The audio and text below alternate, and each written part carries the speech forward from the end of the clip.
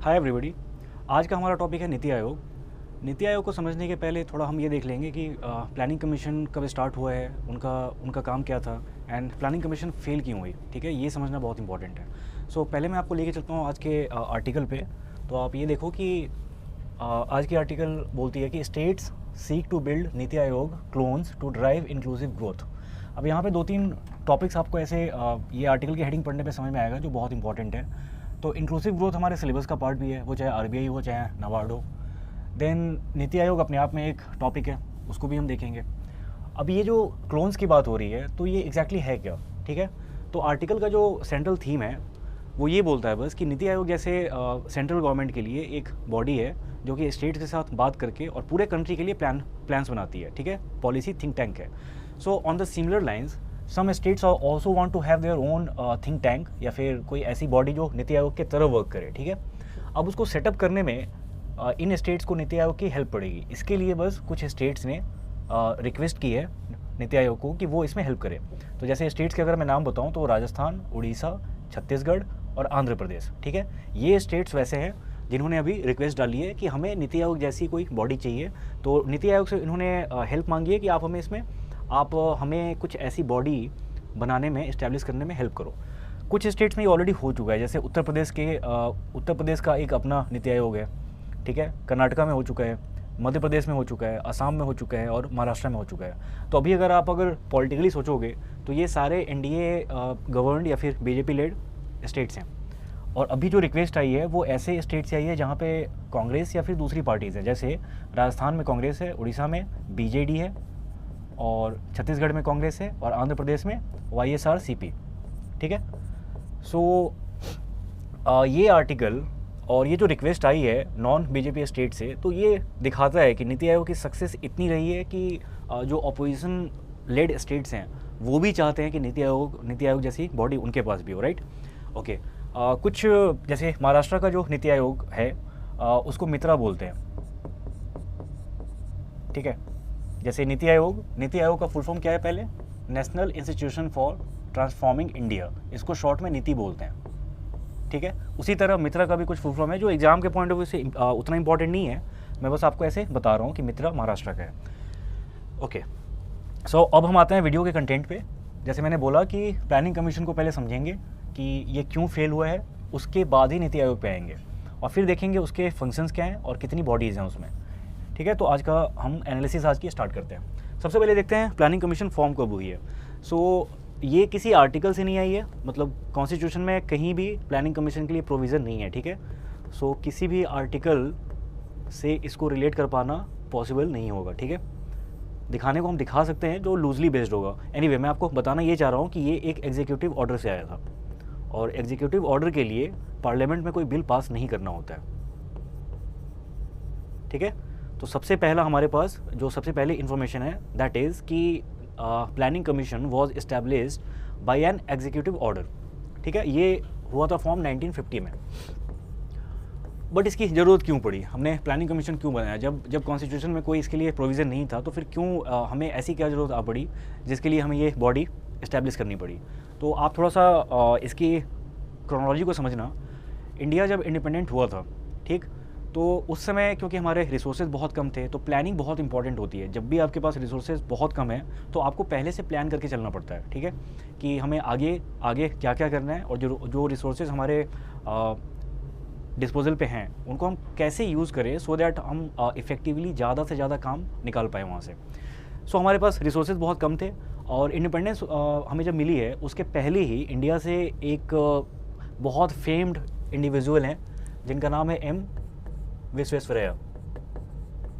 इनका नाम थोड़ा सा कॉम्प्लिकेटेड है बट इन्होंने जो काम किया इंडिया के लिए वो बहुत इंपॉर्टेंट है। इन्हीं के रिमेम्बरेंस में इंजीनियर्स डे सेलिब्रेट किया जाता है, ठीक, इंजीनियर्स डे सेलिब्रेट किया जाता है। ओके, तो ये गए सोवियत यूनियन पता है कि एक सोशलिस्ट कंट्री है, राइट। तो वहाँ पे प्लानिंग गवर्नमेंट करती है और फिर उसी प्लानिंग के अकॉर्डिंग जो 4 साल 5 साल हैं वहाँ के 5 साल है तो जो भी पॉलिसीज़ होती हैं वो 5 साल को ध्यान में रख के पहले से बना ली जाती हैं। तो इंडिया से इनको भेजा गया स्टडी करने के लिए कि आप वहाँ से देख के आओ कि वो लोग इस चीज़ को कैसे कैसे करते हैं। और ये काम हुआ है 1930s में। 1930s में इनको भेजा गया है, क्योंकि उस समय तक था पता कि अब इंडिया आज़ाद हो जाएगा, 10 साल लग सकते हैं, 20 साल लग सकते हैं, बट आज़ाद हो जाएगा। तो ये वहाँ पे गए, ये स्टडी करके आए और इन्होंने नेहरू को अपनी पूरी रिपोर्ट सबमिट की, जो बाद में चल के हमारे फर्स्ट प्राइम मिनिस्टर बने, जवाहरलाल नेहरू। अब इन्होंने नेहरू को रिपोर्ट सबमिट की और उन्होंने पूरा बताया उन्होंने कि कैसे कैसे वहाँ पे इम्प्लीमेंट होता है, ठीक है, जो 5 ईयर प्लान्स बनते हैं वो कैसे कैसे इम्प्लीमेंट होते हैं। सो जब इंडिया इंडिपेंडेंट हो गया फाइनली, तब नेहरू को बात याद आई कि जो हमें रिपोर्ट मिली थी अब हमें उसकी बहुत ज़रूरत है। क्योंकि ऐसे मैं आपको डेटा बताऊँ तो उस समय at the time we got independent हमारी लिटरेसी रेट थी अराउंड 17% और पॉवर्टी का लेवल भी बहुत हाई था। तो मतलब इतने स्कार्स रिसोर्सेज थे, तो किसी डेडिकेटेड बॉडी की ज़रूरत थी उस समय जो कि प्लानिंग पहले से कर सके, राइट। सो 1947 में हम इंडिपेंडेंट हुए और 1950 में प्लानिंग कमीशन को इस्टेब्लिश कर लिया गया, सो दैट अब वो 5 ईयर प्लान्स बनाना शुरू करे। तो जो फर्स्ट 5 ईयर प्लान आया है वो आया है 1951 में और इसकी वैलिडिटी थी टिल 1956। मैं पूरा डिटेल में नहीं जाऊंगा अभी, क्योंकि प्लानिंग कमीशन के ऊपर एक अलग से वीडियो बनाएंगे। अभी मेरा पर्पस ये था कि नीति आयोग को डिस्कस करने के पहले थोड़ा सा ब्रीफली हम पहले जान लें कि प्लानिंग कमीशन क्या है। कुछ इन्फॉर्मेशन मैं आपको दे दूँ एडिशनल कि प्लानिंग कमीशन का जो स्ट्रक्चर था वो ये था कि एक्स ऑफिसियो जो इसके चेयरपर्सन होते थे वो होते थे प्राइम मिनिस्टर ऑफ इंडिया। तो अब आपको समझ में आ रहा होगा कि first chairperson of planning commission was Jawaharlal Nehru. And इन्हीं के साथ साथ जो फर्स्ट डिप्टी चेयरमैन थे, डिप्टी चेयरमैन वो थे गुलजारी लाल नंदा, गुलजारी लाल नंदा, जो कि आगे चल के प्राइम मिनिस्टर भी बने हैं। ओके, तो अगर आपसे पूछा जाए कि first chairperson of planning commission कौन थे, तो Jawaharlal Nehru. First deputy chairperson of planning commission वो गुलजारी लाल नंदा। और अगर आपसे क्वेश्चन ये पूछा जाए कि the father of 5 year plans, तो उसका आंसर होगा एम विश्वेश्वरैया, क्योंकि इन्हीं का कंट्रीब्यूशन था इसमें, पहले इन्होंने स्टडी की थी, राइट। तो ये 3-4 इन्फॉर्मेशन आपके पास अब आ गई है, जो हो सकता है एग्जाम में पूछ लिया जाए किसी भी फॉर्म में। तो इतनी जानकारी होनी चाहिए आपको। अब इसकी वर्किंग स्टाइल क्या क्या होती थी, तो यही रूट कॉज है सारे प्रॉब्लम की, इसलिए आप इसको अच्छे से समझना। सो वर्किंग स्टाइल ये थी कि एक इन्होंने अलग से बॉडी बना दी that was working under planning commission, जिसका नाम था एनडीसी, नेशनल डेवलपमेंट काउंसिल, ठीक है। अब होता क्या था इसमें कि प्राइम मिनिस्टर थे इसके chairperson, but prime minister NITI Aayog का हर काम, नीति आयोग बोल रहा हूँ, प्लानिंग कमीशन का हर काम नहीं कर सकते, राइट। सो चेयरपर्सन वो थे, बट एक बॉडी थी जो कि सारे के सारे पॉलिसीज बनाती थी। उसमें चेयरपर्सन होते थे जो कि प्राइम मिनिस्टर हैं, डिप्टी चेयरपर्सन होते थे, एंड पार्ट टाइम मेंबर्स थे। तो मैं एक बार लिख देता हूँ, पीएम, डिप्टी चेयरपर्सन, उसके बाद फुल टाइम मेंबर्स,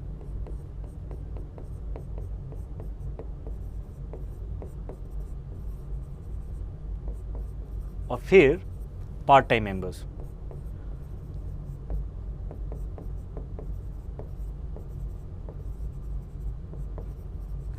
ओके, ये दोनों के बारे में मैंने आपको बता दिया, ठीक। तो ये हो गया है। फुल टाइम मेंबर्स होते थे उसमें minister, union minister for finance, ठीक है। तो फिनांस मिनिस्टर, ये एक्स ऑफिसियो इसके मेंबर होते थे फुल टाइम। फिनांस मिनिस्टर के अलावा उस समय एक मिनिस्ट्री ऑफ प्लानिंग भी हुआ करती थी, प्लानिंग, तो इसके मेंबर हो गए planning minister. Part time members ये हमेशा वेरी करता था, मतलब कोई एक मिनिस्टर हमेशा नहीं होता है, पार्ट टाइम का कॉन्सेप्ट वही है। अब ये होता क्या था, क्यों होता था, सो सपोज अगेन मैं डिटेल में नहीं जाऊंगा, बट आपको बस बताने के लिए, तो जो फर्स्ट 5 ईयर प्लान था हमारा, ठीक है, वो उसका थीम था एग्रीकल्चर, कि कैसे एग्रीकल्चर से जो जीडीपी आ रहा है कैसे हम उसको बढ़ाएं, ठीक है। तो अगर फर्स्ट 5 ईयर प्लान का थीम एग्रीकल्चर था, तो आप बताओ कि इसके पार्ट टाइम मेंबर्स में किसको इंक्लूड करना पड़ेगा, तो minister, union minister for agriculture, ठीक है। तो ऐसे ऐसे जो 5 ईयर प्लान्स जिस चीज़ों के अराउंड सेंटर्ड होते थे, तो उससे रिलेटेड मिनिस्ट्री को इन्वॉल्व किया जाता था as a part time member, ठीक है। तो आपको ये समझ में आ गया, full time members finance minister होते थे और उसके बाद प्लानिंग मिनिस्टर होते थे। पार्ट टाइम में जो 5 ईयर प्लान्स होते थे FYP, उसका थीम जो जो भी होता था उससे रिलेटेड मिनिस्टर को पार्ट टाइम मेंबर बनाया जाता था। तो आप ये समझ गए। अब मैंने बोला कि इसको ध्यान से समझना, क्यों यहीं से प्रॉब्लम होनी स्टार्ट हुई है। दिस इज़ बिकॉज आपने अभी तक जो भी देखा है ना, उसमें there is no involvement of any Indian state. यहाँ पे आती है प्रॉब्लम कि ये जो अप्रोच था, अगर हम इसको मैनेजरियल टर्म में बोले तो हम इसको बोलते हैं टॉप डाउन अप्रोच गवर्न करने का। और टॉप डाउन अप्रोच में प्रॉब्लम क्या है कि जो ऑफिशियल्स, जो मिनिस्टर्स सेंट्रल गवर्नमेंट के पार्ट हैं, ठीक है, ज़रूरी नहीं है कि उनको एकदम जो फार स्टेट्स हैं, बहुत रिमोट लोकेशंस पे, उसके प्रॉब्लम्स के बारे में सब कुछ बहुत अच्छे से आइडिया हो, ठीक है। तो प्रॉब्लम यहाँ से होनी स्टार्ट हुई है कि स्टेट्स को इसमें स्टेक होल्डर नहीं बनाया गया। अब स्टेट्स को अगर आप इन्वॉल्व नहीं कर रहे हो मीटिंग्स में, जो एनडीसी होती थी, जो मैंने बताया आपको, नेशनल डेवलपमेंट काउंसिल, अगर आप इसमें स्टेट्स को इन्वॉल्व नहीं करते हैं तो फिर बहुत सारे डायमेंशंस ऐसे हो सकते हैं जो शायद आप सोच भी नहीं पा रहे हो जिसके बारे में, ठीक है। तो टॉप डाउन अप्रोच का मतलब कि पॉलिसी बना दी गई। पॉलिसी बनाने में हो सकता है थोड़ा बहुत सोचा गया हो कि अलग अलग स्टेट्स की अलग अलग प्रॉब्लम है, बट फिर भी जो पॉलिसी होती थी वो पूरे इंडिया के लिए एक ही होती थी। तो एक और भी थ्योरी है जिसको बोलते हैं वन साइज फिट्स ऑल। तो ये थ्योरी इंडिया जैसे डाइवर्स कंट्री में वर्क नहीं कर सकती कभी भी, लेकिन प्लानिंग कमीशन ने जब तक ये रहे हैं तब तक इन्होंने उसी फिलोसफी पे काम किया है, जिसकी वजह से इंडिया को बहुत लॉस हुआ है, ठीक है। हम जितना ग्रो कर सकते थे, जितना हमारा डेवलपमेंट हो सकता था, शायद उतना नहीं हुआ है। उसमें बहुत बड़ा रोल प्लानिंग कमीशन का भी है, ठीक है। नो डाउट इन्होंने अच्छे काम भी किए हैं, लेकिन वो जो अच्छे काम का स्कोप है वो बहुत ज़्यादा हो सकता था। तो हमने जो पॉलिसी चुनी, हमने जो रास्ता चुना, शायद वो ऐसा रास्ता था जिसको ट्रैवल करते हुए हम अपनी पोटेंशियल को बहुत अच्छे से यूज़ नहीं कर पाए, ठीक है। सो इन्हीं सब रीजंस की वजह से 2014 में जैसे ही मोदी गवर्नमेंट आई है, उन्होंने प्लानिंग कमीशन को डिसॉल्व कर दिया, ठीक है। 2014 में the planning commission cease to exist. उसके बाद प्लानिंग कमीशन के बारे में आपने कभी कुछ नहीं सुना होगा कि वो कुछ नया 5 ईयर प्लान लेके आए। जो लास्ट 5 ईयर प्लान था वो था 12th FYP and this was valid from 2012 to 2017, ठीक है। अब आप बोलोगे कि 2014 में जब इसको डिसमेंटल कर दिया गया है तो फिर इसका काम कौन देख रहा था। तो इसका काम देखने के लिए 2015 में नीति आयोग को बनाया गया कि जो भी चीज़ें थी बची हुई उसको बस मॉनिटर करने के लिए, इम्प्लीमेंट करने के लिए। 2015 में अगेन ये एक एग्जीक्यूटिव ऑर्डर से ही आया है। जैसे प्लानिंग कमीशन एग्जीक्यूटिव ऑर्डर से आया था, लाइकवाइज नीति आयोग भी एक एग्जीक्यूटिव ऑर्डर से आया है।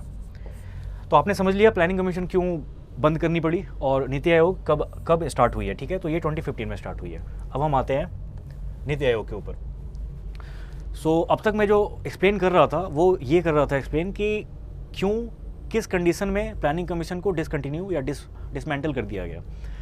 अब हम एक चीज़ देखते हैं जो मैंने आपको बोला पहले कि टॉप डाउन अप्रोच, ये मैनेजरियल टर्म्स हैं। तो अगर आप आरबीआई या फिर सेबी का एग्ज़ाम दे रहे हैं तो ये सब टर्म्स आपको पता होनी चाहिए कि इनकी मीनिंग क्या है।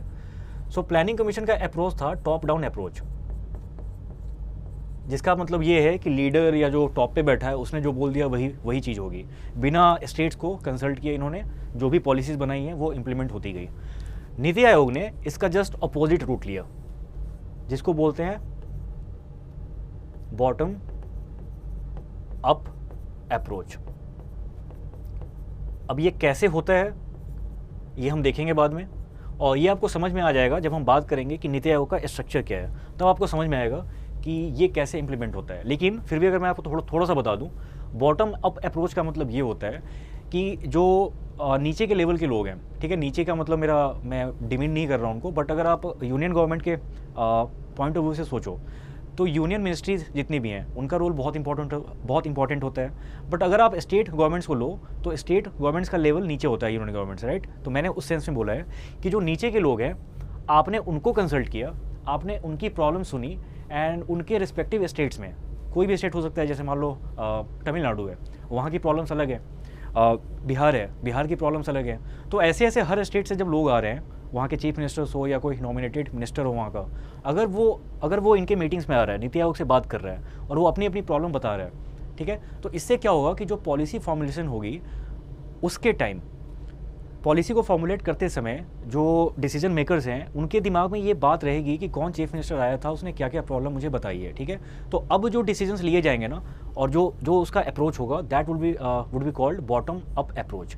नीति आयोग ने प्लानिंग कमीशन का एकदम अपोजिट रूट लिया है, ठीक है। तो आज के आर्टिकल में जो मैंने बताया आपको कि न्यूज़पेपर में मिंट में जो आर्टिकल आई है, दैट इज़ अबाउट कि बहुत सारे स्टेट्स ने रिक्वेस्ट की है नीति आयोग को कि आप हमें हेल्प करो, सो दैट हम आप ही के जैसी कोई बॉडी स्टेट के लेवल पे सेटअप कर पाएँ। तो नीति आयोग यूनियन गवर्नमेंट की बॉडी है जो कि एग्जीक्यूटिव ऑर्डर से इस्टेब्लिश हुई है। उनका काम है कि स्टेट्स के साथ मिलकर पूरे कंट्री के लिए प्लान करना, राइट। सिमिलर लाइंस पे जो स्टेट, ये जितने भी स्टेट्स हैं जिन्होंने रिक्वेस्ट किया बनाने के लिए, तो उनका काम ये रहेगा कि वो उस स्टेट के डिस्ट्रिक्ट से, जो हो सकते हैं वहाँ के डीएम्स हों या फिर जितने भी एमएलएज होते हैं, तो इन लोगों से बात करके फिर वो अपने स्टेट के लिए पॉलिसी को फॉर्मुलेट करेंगे। तो आपको ये रिलेशन समझ में आ रहा है अच्छे से, ठीक है। फिर नीति आयोग को इस्टेब्लिश किया गया 2015 में, ये मैंने बता दिया आपको कि किस कंडीशन में हुई है और कब हुई है। देन अब हम आते हैं इसके स्ट्रक्चर पे। तो स्ट्रक्चर ये होता है, प्लानिंग कमीशन में जैसे मैंने बोला कि पीएम होते हैं उसके चेयरपर्सन, फिर होता है डिप्टी चेयरपर्सन, फिर है फुल टाइम मेंबर्स, फिर है पार्ट टाइम मेंबर्स, ठीक। अब आप नीति आयोग में देखो तो इतने सारे हैं कि मैं शायद रिकॉल भी नहीं कर पाऊंगा पूरा, बट फिर भी यहाँ भी पीएम ही होते हैं चेयरपर्सन। पीएम के अलावा एक डिप्टी चेयरपर्सन होता है। अभी फ़िलहाल कौन है आप ऐसे कमेंट में बताओ मुझे। डिप्टी चेयरपर्सन होते हैं, फिर एक सीईओ होते हैं। तो अभी इसके सीईओ कौन है ये भी आप बताओ मुझे कमेंट बॉक्स में, ठीक है।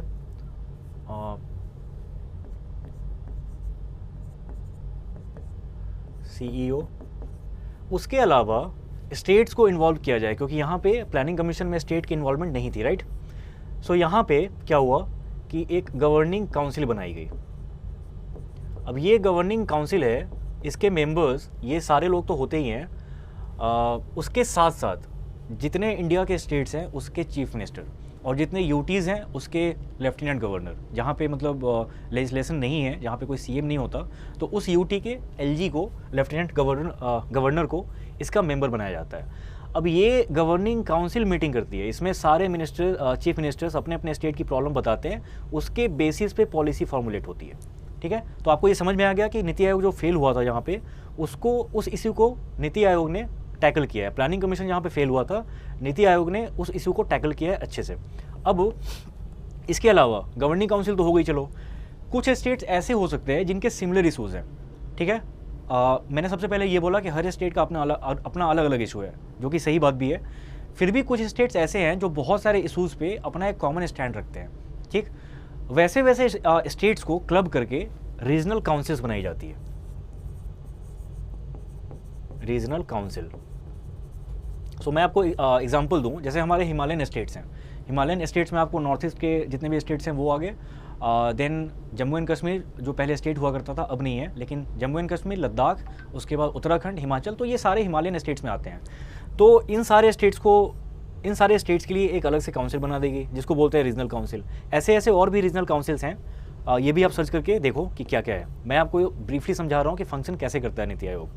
ओके, तो रीजनल काउंसिल हो गए। उसके बाद इसके मेंबर होते हैं एडहॉक मेंबर्स। एडहॉक मेंबर्स क्या हैं कि जो देश के बड़े बड़े रिसर्च इंस्टीट्यूट्स हैं उसमें से किसी भी दो को उठा लो आप, वहाँ से किसी को लेके आया जाता है, सो दैट, क्योंकि मैंने बताया पॉलिसी फॉर्मुलेशन काम है नीति आयोग का, पॉलिसी फॉर्मुलेशन बिना रिसर्च की नहीं हो सकती, राइट। तो ग्राउंड लेवल पे रिसर्च हो पाए, इसके लिए इंडिया के बड़े बड़े दो रिसर्च इंस्टीट्यूट, जो कि कोई भी हो सकता है, मैं इसलिए यहाँ पे नाम नहीं लिख रहा किसी का, किसी भी दो रिसर्च इंस्टीट्यूट को उठा लो और वहाँ से दो मेंबर्स को उठाओ, उनको आप डाल दो एडहॉक मेंबर्स में। इनका काम ये होता है कि जिस भी टॉपिक पे बात हो रही हो उसके लिए फैक्ट्स लेके आइए, ठीक है, और फिर आगे सजेस्ट कर पाए कि कैसे उस चीज़ को आगे बढ़ाया जा सकता है।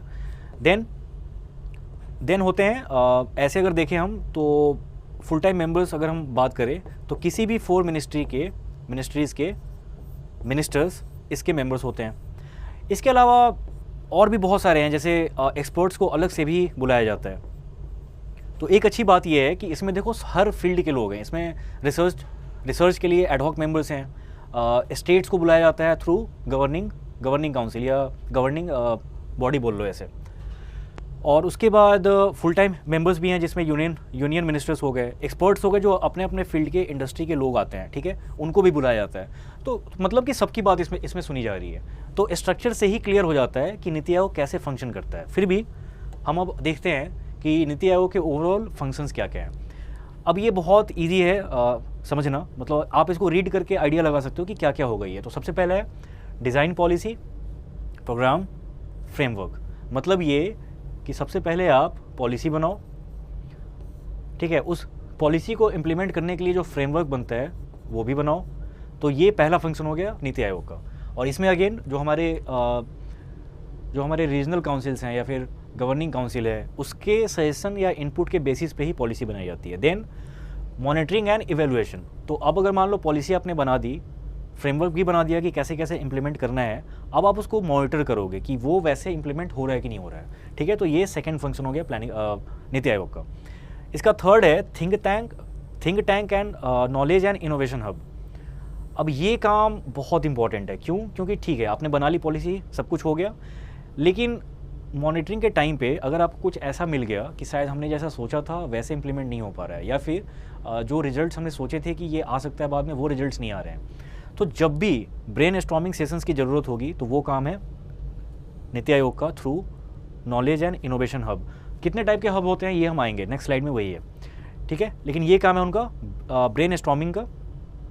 नीति आयोग बेसिकली एक जो है ना थिंक टैंक भी है। इसका काम है सोचना कि जो हम पॉलिसी लेके आ रहे हैं उसमें क्या क्या और एडिशंस करने हैं, या फिर कैसे उसको हटा के कोई दूसरी चीज़ लानी है। देन हो गया फॉस्टर कोऑपरेटिव फेडरलिज्म। फेडरलिज्म का मतलब क्या होता है? तो ये एक पॉलिटिकल टर्म है। फेडरलिज्म का मतलब ये हो गया कि कोई सेंट्रल गवर्नमेंट है, जैसे मान लो हमारे यहाँ, तो सेंट्रल गवर्नमेंट हो गई और उसके बाद छोटे छोटे स्टेट्स होते हैं, ठीक है। तो वो सारे स्टेट गवर्नमेंट के साथ जो सेंट्रल गवर्नमेंट का रिलेशन है, उसी को बहुत इजी लैंग्वेज में बोलते हैं फेडरलिज्म, ठीक है। अब कोऑपरेटिव फेडरलिज्म का मतलब ये हो गया कि central government must act with state government so that पूरे कंट्री का डेवलपमेंट हो सके। इसी को बोलते हैं कोऑपरेटिव फेडरलिज्म। इसीलिए गवर्निंग काउंसिल बनाई गई, जिसमें स्टेट्स को इनवाइट किया जाता है, उनकी बातें सुनी जाती है। तो वो एक एग्जांपल हो गया कोऑपरेटिव फेडरलिज्म का। ओके, अब नीति आयोग के दो हब्स हैं। सबसे पहला है टीम इंडिया हब। अब टीम इंडिया हब है, नॉलेज एंड इनोवेशन हब है। तो ये जो टीम इंडिया हब है, ये सेंट्रल गवर्नमेंट को कनेक्ट करता है स्टेट गवर्नमेंट्स के साथ, ठीक है। तो टीम इंडिया हब में सेंट्रल गवर्नमेंट और स्टेट गवर्नमेंट साथ मिलके चीज़ों को देखती है एक साथ। नॉलेज एंड इनोवेशन हब है, इसका काम प्योरली रिसर्च का और ब्रेन स्टॉर्मिंग का है। तो ये दो हब्स आपको मिलेंगे न्यूज़ में, ठीक है। तो जैसे अभी आज की जो न्यूज़ थी कि नीति आयोग कुछ स्टेट्स ने रिक्वेस्ट की है नीति आयोग से कि आप अपने जैसी बॉडी बनाने में हमें हेल्प करो स्टेट लेवल पे। तो उसके पीछे जो रिसर्च इन्वॉल्व होगी that would be done by knowledge and innovation hub, ठीक है। लेकिन अगर किसी स्टेट को, कोई एक स्टेट हो सकता है या बहुत सारे स्टेट्स हो सकते हैं, ठीक है, जैसे मैं आपको दे रहा हूँ एग्जांपल कि कर्नाटका और तमिलनाडु, इनके बीच में वाटर डिस्प्यूट बहुत ज़्यादा होता है, ठीक है। अब इसके लिए अलग से बॉडीज़ हैं बहुत सारी, ठीक है। मैं वो लीगल उस पर नहीं जा रहा कि जो लाइक ट्रिब्यूनल्स होते हैं या सुप्रीम कोर्ट में जो केस जाता है, मैं उसकी बात नहीं कर रहा। सपोज़ कि कोई वर्डिक्ट आ गई जिसमें कोर्ट ने ये बोला कि कर्नाटका और तमिलनाडु दोनों को मिलके काम करना पड़ेगा, ठीक है। मिलके काम करने के लिए दोनों स्टेट्स एक साथ नीति आयोग के पास आए, या नीति आयोग के पास नहीं, ऐसे सेंट्रल गवर्नमेंट के पास है कि आप ही बताओ हम कैसे कैसे वाटर को शेयर करें। ये एग्जांपल बहुत ज़्यादा फैक्चुअल नहीं है क्योंकि ये काम किसी और ट्रिब्यूनल का है, लेकिन मैं आपको बस एग्जांपल के लिए समझा रहा हूँ कि सपोज़ अगर वो आते हैं सेंट्रल गवर्नमेंट के पास बोलने कि हमें शेयर तो करना है लेकिन हमारे पास आइडियाज़ नहीं है कि हम कैसे कैसे करें इसको, तो वो जो डिस्कशंस होगी वो टीम इंडिया हब के थ्रू होगी, ठीक है। डिस्कशन के बाद जब ये होगा कि हाँ एक्चुअली में हमें करना है, लेकिन इसके लिए एक अच्छी सी पॉलिसी बनानी होगी, तो वो काम होगा नॉलेज एंड इनोवेशन हब का, ठीक।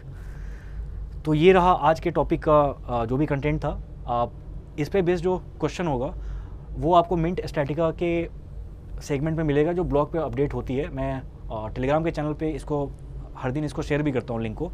आप एक चीज़ ध्यान रखना कि विश्लेषण सीरीज़ में जो भी आर्टिकल एक्सप्लेन की जाती है, तो आप अगर मिंट स्टैटिका वाले पार्ट में आओगे तो पहला क्वेश्चन जो होगा ना, that would be always based on what we have covered in Vishleshan series. तो पहले क्वेश्चन को ध्यान से देखना, वो आज के टॉपिक पे ही होगा, ठीक है। ओके, तो आज का कंटेंट अगर आपको अच्छा लगा है तो जो मैं हर दिन बोलता हूँ, आप में से बहुत लोग करते भी हैं, लेकिन मैं रिक्वेस्ट करूँगा वैसे लोग जिन्होंने चैनल को अब तक सब्सक्राइब नहीं किया है, प्लीज़ करो। इससे होता क्या है ना कि हमें भी एक वैलिडेशन मिलती है कि हम जो कंटेंट लेके आ रहे हैं, नो डाउट इम्प्रूवमेंट का स्कोप हमेशा होता है और हम आगे इम्प्रूव करेंगे भी। लेकिन जितना भी मैं आपको बता पा रहा हूँ वो अगर आपको समझ में आ रहा है तो आप प्लीज़ लाइक करना वीडियो को। जिन लोगों ने चैनल को सब्सक्राइब नहीं किया अभी तक, प्लीज़ करो। और आपका जो भी फीडबैक आएगा वो हम सुनते हैं, और मैं वैसे खुद भी कमेंट करता हूँ उस पर। जैसे टॉपिक्स के लिए भी आते हैं सजेशंस, या ये आते हैं कि हम क्या शुरू कर सकते हैं नया सेगमेंट ऐसे। तो जो भी आपके फीडबैक हैं आप ऐसे कमेंट में हमें लिख के बताओ, ठीक है। Thanks for watching.